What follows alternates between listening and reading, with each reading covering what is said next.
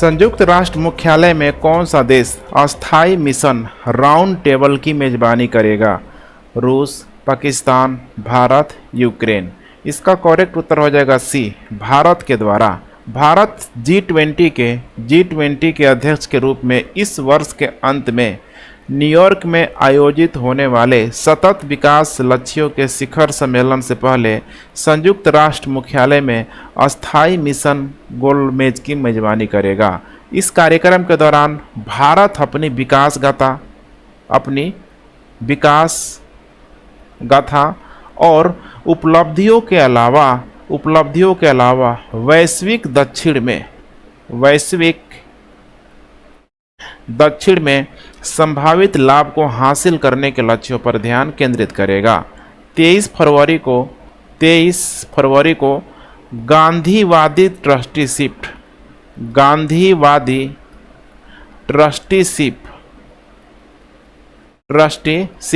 सतत जीवन शैली और अस्थायी गति पर एक पैनल चर्चा शीर्ष से एक गोलमेज सम्मेलन आयोजित किया जाएगा।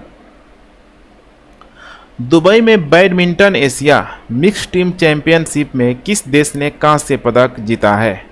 भारत, दक्षिण कोरिया, चीन, इंडोनेशिया। इसका करेक्ट उत्तर हो जाएगा ए, भारत के द्वारा।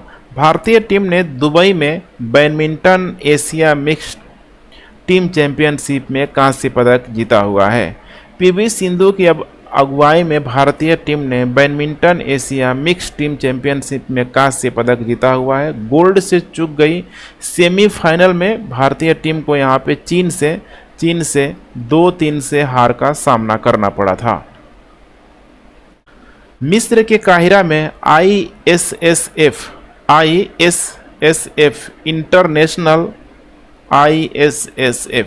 इंटरनेशनल शूटिंग स्पोर्ट फेडरेशन विश्व कप में महिलाओं की 10 मीटर एयर राइफल स्पर्धा में निम्नलिखित में से किसने कांस्य पदक जीता हुआ है? अंजलि भागवत, तिलोत्तमा सेन, श्वेता चौधरी, माहेश्वरी चौहान। इसका करेक्ट उत्तर हो जाएगा बी, तिलोत्तमा सेन। यहाँ पे देख पा रहे हैं, तिलोत्तमा सेन ने मिस्र के काहिरा में विश्व कप में महिलाओं की 10 मीटर एयर राइफल स्पर्धा में कांस्य पदक जीता हुआ है। तिलोत्तमा सेन ने भारत के लिए दूसरा कांस्य पदक जीता। इसके अलावा देखा जाए यहाँ पे गोल्ड किसको मिला, पूछा जा सकता है। गोल्ड यहाँ पे जीता हुआ है ग्रेट ब्रिटेन के सियोनैद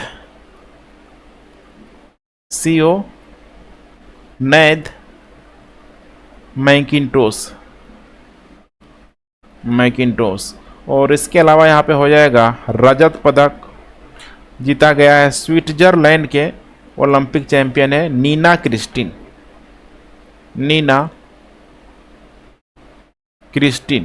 क्रिस्टन भी बोला जाता है। सागर परिक्रमा चरण 3rd कार्यक्रम के संदर्भ में निम्नलिखित में से कौन सा कथन सही है? सागर परिक्रमा चरण 3rd कार्यक्रम गुजरात से कर्नाटक तक मत्स्य विभाग द्वारा आयोजित किया जा रहा है। गुजरात से कर्नाटक नहीं है, बल्कि गुजरात से महाराष्ट्र तक है। पहला स्टेटमेंट गलत हो जाएगा। सागर परिक्रमा मछुआरों और अन्य हितधारकों से संबंधित मुद्दों को हल करने के लिए सरकार की एक पहल है। बिल्कुल करेक्ट स्टेटमेंट है। पहला गलत है, दूसरा सही है। करेक्ट उत्तर हो जाएगा यहाँ पे बी। यहाँ पे आप देख पा रहे हैं सागर परिक्रमा यात्रा फेज 3rd है 2023 का। Department of fishery, government of India. केंद्रीय मंत्री जो है पुरुषोत्तम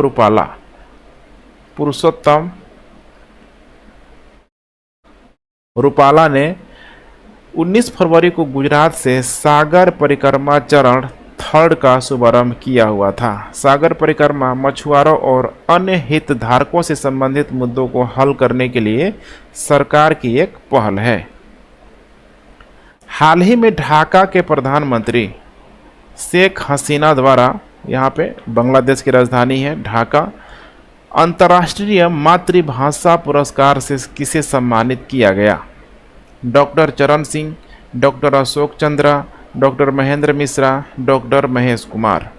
करेक्ट उत्तर हो जाएगा इसका सी। डॉक्टर महेंद्र मिश्रा को ढाका में प्रधानमंत्री शेख हसीना द्वारा अंतर्राष्ट्रीय पुरस्कारों से माने अंतर्राष्ट्रीय मातृभाषा पुरस्कारों से सम्मानित किया गया।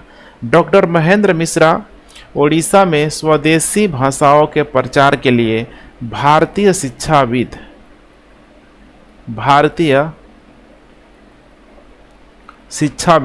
और एक सोशल वर्कर है। डॉक्टर मिश्रा यह पुरस्कार पाने वाले पहले भारतीय हैं। इस दृष्टिकोण से एग्जाम में पूछा जा सकता है, बीपीएससी में पूछा जा सकता है। उन्होंने ओडिशा की हाशिए पर भाषाओं की भाषा, संस्कृति और शिक्षा पे काम किया हुआ है। मध्य प्रदेश सरकार की नई आबकारी नीति के बारे में निम्नलिखित में से कौन सा कथन सही है? शराब केवल दुकानों पर बेची जाएगी और पीने की जगह की अनुमति नहीं होगी। बिल्कुल करेक्ट स्टेटमेंट है यहाँ पे। दूसरा है शैक्षणिक संस्थानों, कन्या छात्रावासों और धार्मिक स्थलों से शराब की दुकानों की दूरी 50 मीटर से बढ़ाकर 500 मीटर कर दी गई है। देखिए 500 मीटर बहुत अधिक होता है। यहाँ पे जो किया गया है 50 मीटर से ये 100 मीटर यहाँ पे किया गया है, 100 मीटर किया गया है। इसीलिए यहाँ पे पहला सही है, दूसरा गलत है। करेक्ट उत्तर हो जाएगा यहाँ पे ए। मध्य प्रदेश ने शराब की खपत को कम करने के लिए नई आबकारी नीति को मंजूरी दी हुई है। यहाँ पे देख पा रहे हैं शराब दुकानों में बैठकर शराब पीने की अनुमति नहीं होगी। मध्य प्रदेश में सभी 3100 बार और लगभग 2580 अहाते यहाँ पे बंद होंगे। सरकार की बिक्री सिर्फ दुकानों पर ही की जाएगी और पीने की जगह इजाज़त यहाँ पे नहीं होगी। जो भी यहाँ पे शिक्षा संस्थान है, कन्या छात्रावास है, धार्मिक स्थल है, यहाँ पे शराबों की दुकानों की दूरी पहले 50 मीटर थी, अब इसको बढ़ा के 50 मीटर और बढ़ा दिया गया है। 100 मीटर और यहाँ पे बढ़ा दिया गया है। भाजपा के उस दिग्गज नेता और गुजरात के पूर्व राज्यपाल का नाम क्या है जिनका हाल ही में 20 फरवरी 2023 को निधन हो गया था? काफ़ी फेमस पर्सनालिटी है। आचार्य देवव्रत, कलराज मिश्र, शिव प्रताप शुक्ला, ओम प्रकाश कोहली। इसका करेक्ट उत्तर हो जाएगा डी, ओम प्रकाश कोहली। गुजरात के पूर्व राज्यपाल और ओम प्रकाश कोहली का 20 फरवरी 2023 को निधन हो गया था। ओपी कोहली 2014 से 2019 तक गुजरात के 19वें राज्यपाल रहे थे। उन्होंने मध्य प्रदेश और गोवा के राज्यपाल का अतिरिक्त प्रभार भी संभाला हुआ था। महाराष्ट्र के तो थे ही, गुजरात को तो थे ही, गुजरात के साथ साथ एमपी, इसके अलावा गोवा, यहाँ पे अतिरिक्त प्रभार संभाला हुआ था। ये भारतीय जनता पार्टी के एक अनुभवी नेता थे। वह एक प्रमुख शिक्षाविद और दिल्ली में भाजपा के पूर्व अध्यक्ष भी थे। वह पूर्व राज्यसभा अध्यक्ष थे। वह 1994 से 2000 तक 6 साल का जो टाइम पीरियड होता है राज्यसभा कार्यकाल का, तो लगभग 1994 से 2000 तक राज्यसभा के सदस्य भी रह चुके थे। फेमस पर्सनालिटी पूछा जा सकता है। ज्ञानप्पन पुरस्कार 2023 के लिए किसे चुना गया है? देख पा रहे हैं, ए मुतुलिंगम चोधर्मन है, ब्रह्मराजन, वी मधुसूदनन नायर। इसका करेक्ट उत्तर हो जाएगा डी, वी मधुसूदनन नायर। प्रसिद्ध कवि है ये, इन्हीं को ज्ञानप्पन पुरस्कार 2023 के लिए चुना गया है। इसमें अगर हम लोग बात करें इस पुरस्कार में क्या मिलता है तो 50,001 रुपये का नकद पुरस्कार। इसके अलावा गुरु वायुरप्पन का एक सोने का लॉकेट गुरु वायुरप्पन का और एक प्रशस्ति पत्र भी दिया जाता है। यह पुरस्कार 24 फरवरी को गुरुवायूर के मेलपाथुर सभागार में कवि को उच्च शिक्षा मंत्री जिनका नाम है आर बिंदु द्वारा प्रदान किया गया था। नाम याद रखिएगा, कवि है बी मधुसूदन नायर। विश्व चिंतन दिवस 2023 की निम्नलिखित में से कौन सी है? थीम पूछा जा रहा है। थीम क्या है, सब्जेक्ट क्या है, विषय क्या है इसका? हमारी दुनिया हमारा समृद्ध पर्यावरण और वैश्विक गरीबी, हमारी दुनिया हमारा सम्मान, पर्यावरण और लैंगिक समानता, हमारी दुनिया हमारा शांतिपूर्ण भविष्य, पर्यावरण, शांति और सुरक्षा, शांति के लिए एक साथ खड़े रहें। इसका करेक्ट उत्तर हो जाएगा ए, हमारी दुनिया हमारा समृद्ध भविष्य, पर्यावरण और वैश्विक गरीबी। सारे के सारे यहाँ पे जो भी इम्पोर्टेंट पॉइंट है देखिए इसमें शामिल कर लिया गया है। विश्व चिंतन दिवस की बात करें तो 22 फरवरी को मनाया जाता है और इस बार विश्व चिंतन दिवस की थीम यही थी। पहले ध्यान रखिएगा, वर्ल्ड थिंकिंग डे को पहले सिर्फ और सिर्फ थिंकिंग डे के नाम से जाना जाता था, थिंकिंग डे के नाम से जाना जाता था। अब क्या लगा दिया है यहाँ पे, वर्ल्ड लगा दिया गया है, पूरा पूरा विश्व, इसीलिए हो गया विश्व चिंतन दिवस। देख पा रहे हैं, वर्ल्ड थिंकिंग डे। निम्नलिखित में से किसने डिजिटल कनेक्टिविटी के लिए भवनों या क्षेत्रों की रेटिंग पर अपनी सिफारिशें जारी की है? ट्राई है, BSNL है, भारतीय मानक ब्यूरो है, भारतीय भवन कांग्रेस है। इसका करेक्ट उत्तर हो जाएगा a, TRAI, telecom regulatory authority of India.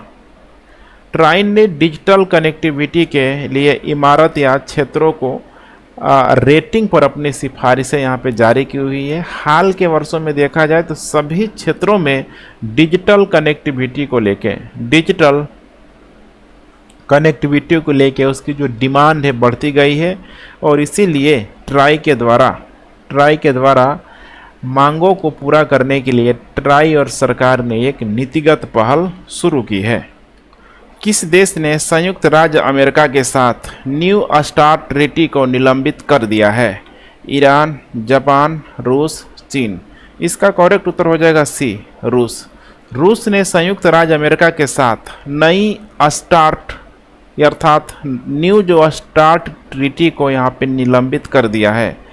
Vladimir Putin ने घोषणा की कि रसिया यूक्रेन पर तनाव बढ़ने के कारण रूस ने न्यू स्टार्ट पॉलिसी में अपनी भागीदारी को निलंबित कर दिया है। यह संयुक्त राज्य अमेरिका के साथ अंतिम शेष परमाणु हथियार नियंत्रण समझौता था, जो कि अब इसको अभी निरस्त कर दिया गया है। उत्तर प्रदेश सरकार ने वित्त वर्ष 2023-24 के लिए यहाँ पे देख पा रहे 6,90,242.43 करोड़ रुपए का बजट पेश किया। यूपी के मुख्यमंत्री के सत्ता में आने के बाद से यह डैश डैश समग्र बजट है, 5वां, 6ठा, 7वां, 8वां। अब यहाँ पे देखिए इतना प्रश्न ठीक है पूछने के बाद, इतना सारा डेटा देने के बाद सीधे पूछ रहा है यहाँ पे कि यूपी के मुख्यमंत्री के सत्ता में आने के बाद से यह कौन सा बजट है? इसका करेक्ट उत्तर हो जाएगा यहाँ पे सी, 7वां बजट है, 7वां बजट है। उत्तर प्रदेश सरकार ने वित्त वर्ष 2023-24 के लिए यहाँ पे देख पा रहे इतना करोड़ रुपए का बजट पेश किया हुआ है। यह उत्तर प्रदेश के इतिहास का सबसे बड़ा बजट है। इसे अमृतकाल का पहला बजट भी माना जा रहा है।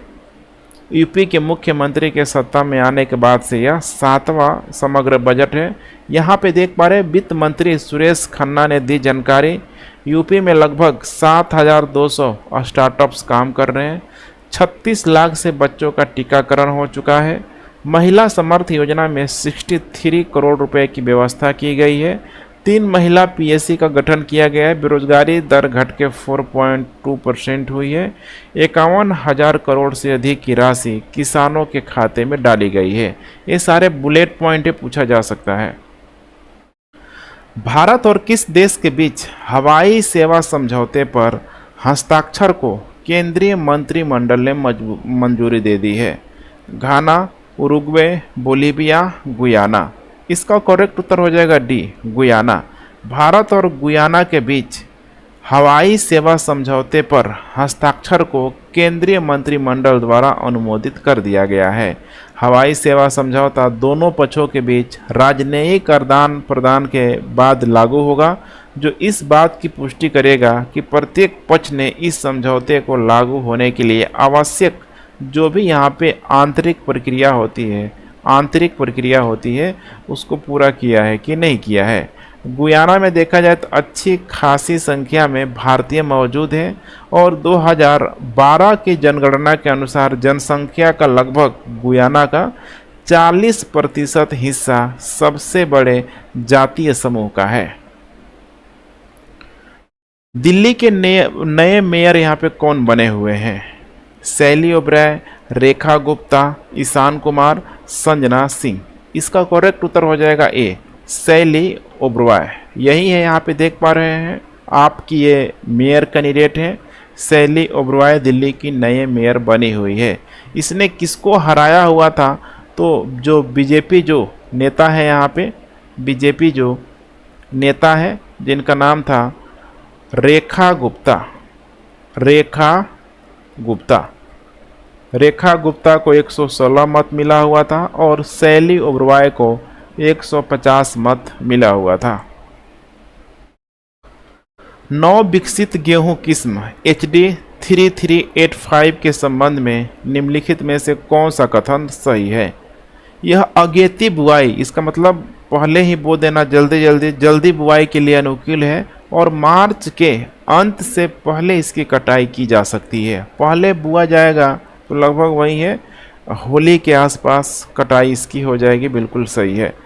इससे मल्टी लोकेशन ट्रायल, बहु स्थान परीक्षण और सीड मल्टीप्लिकेशन इसको होता है, ठीक है। बीज गुणन के लिए DCM श्रीराम लिमिटेड के स्वामित्व वाले बायोशील्ड को लाइसेंस दिया गया है, बिल्कुल सही है। दोनों ही स्टेटमेंट में प्रश्न बन सकता है, ध्यान से देखेंगे। करेक्ट उत्तर हो जाएगा सी, 1 और 2 दोनों। यहाँ पे देख पा रहे हैं ICAR develop a new HD 3385 wheat variety. इसकी सबसे बड़ी खासियत क्या है देखिए, तो यह बदलती मौसम में जो भी बदलाव आ रहा है, बढ़ती जो गर्मी है, तो यहाँ पे उसकी चुनौतियों को ये पार कर सकता है। जैसे मार्च वगैरह में देखेंगे कभी कभी टेम्परेचर बहुत अधिक हो जाता है और गेहूं का जो फसल है यहाँ पे बहुत अधिक, ना इसको गर्मी चाहिए ना बहुत अधिक ठंडी चाहिए। पकने के समय थोड़ा बहुत इसको टेम्परेचर चाहिए, अदरवाइज बहुत अधिक टेम्परेचर है बर्दाश्त नहीं कर सकता है। इसीलिए यह हीट स्पाइक से प्रभाव से बच सकती है। मार्च के अंत से पहले देखा जाए तो इसकी कटाई की जा सकती है। राष्ट्रीय राजमार्गों के निर्माण एवं संचालन के दौरान कार्बन डाइऑक्साइड के उत्सर्जन से किए गए बचाव के आकलन पर एक रिपोर्ट के बारे में निम्नलिखित में से कौन सा कथन सही है? सड़कों का निर्माण और रखरखाव कार्बन डाइऑक्साइड उत्सर्जन के मुख्य स्रोतों में से एक है, बिल्कुल सही है। यहाँ पे सरकार ने राष्ट्रीय राजमार्गों के निर्माण एवं संचालन के दौरान कार्बन डाइऑक्साइड के उत्सर्जन से किए गए बचाव के आकलन पर रिपोर्ट जारी किया हुआ है। रिपोर्ट का विश्लेषण 5 ग्रीनफील्ड हाईवे और 15 ब्राउनफील्ड हाईवे पर आधारित है, ये भी बिल्कुल सही है। सड़कों का निर्माण और रखरखाव कार्बन डाइऑक्साइड उत्सर्जन के मुख्य स्रोतों में से एक है। दोनों को दोनों करेक्ट स्टेटमेंट है, इसीलिए यहाँ पे करेक्ट उत्तर हो जाएगा सी, 1 और 2 दोनों। यहाँ पे देख पा रहे हैं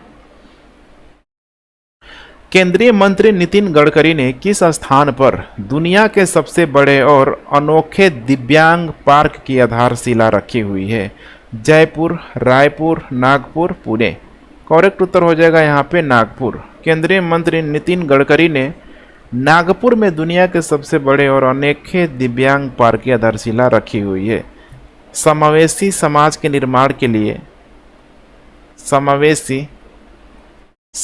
निर्माण के लिए सरकार ने विजन के तहत दुनिया का सबसे बड़ा और सबसे अनोखा दिव्यांग पार्क, जिसका नाम है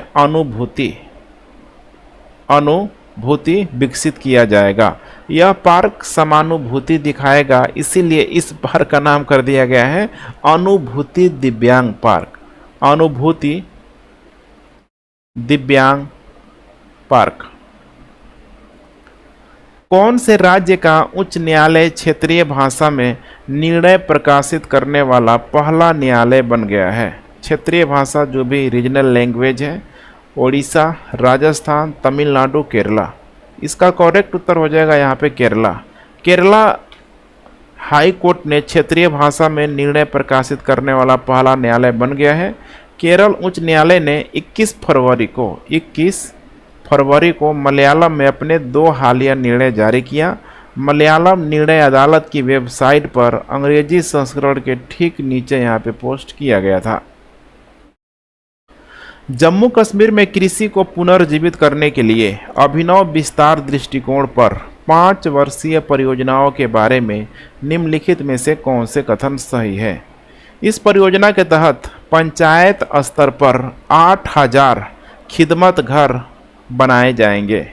यहाँ पे मैं बता दूँ 8000 घर नहीं बनाए जाएंगे बल्कि 2000 घर बनाए जाएंगे, इसीलिए पहला स्टेटमेंट गलत है। परियोजनाओं का मुख्य उद्देश्य प्रौद्योगिकी और समावेशी कृषि विस्तार सेवाओं के माध्यम से किसानों और शिक्षित युवाओं को सशक्त बनाना है। ये बिल्कुल करेक्ट स्टेटमेंट है। दूसरा यहाँ पे देख लीजिए आप लोग, यही है मिनिस्ट्री ऑफ एग्रीकल्चर एवं फार्मफेयर वेलफेयर। सरकार ने जम्मू कश्मीर में कृषि को पुनर्जीवित करने के लिए अभिनव विस्तार दृष्टिकोण पर 5 साल की परियोजना को मंजूरी दे दी है। इसका उद्देश्य यही है कि प्रौद्योगिकी और समावेशी कृषि विस्तार सेवा के लिए, प्रौद्योगिकी यहाँ पे टेक्नोलॉजी की हम लोग बात करें या फिर समावेशी कृषि विस्तार सेवाओं के माध्यम से किसानों और शिक्षित युवाओं को सशक्त बनाना है। इस परियोजना के तहत जो यहाँ पे खिदमत जो घर है, किसान खिदमत घर, इसी को बोला जाता है KKG, किसान खिदमत घर। 2000 किसानों के लिए बनाया जाएगा पंचायत स्तर पे। केंद्रीय मंत्रिमंडल ने भारत के 22वें विधि आयोग का कार्यालय डैश डैश तक बढ़ा दिया है। अगस्त 31, 2023, अगस्त 31, 2024, 2025, 2026। इसका करेक्ट उत्तर हो जाएगा बी। अगस्त 31, 2024 तक के लिए यहाँ पे बढ़ा दिया गया है। 22वें विधि आयोग की संरचना वही रहेगी, बस इसका टाइम पीरियड यहाँ पे बढ़ा दिया गया है 31 अगस्त 2024 तक। इसमें देखा जाए तो एक पूर्णकालिक अध्यक्ष, इसके अलावा 4 पूर्णकालिक सदस्य और पदेन सदस्य के रूप में कानूनी मामलों के विभाग के सचिव हो गए, पदेन सदस्य के रूप में।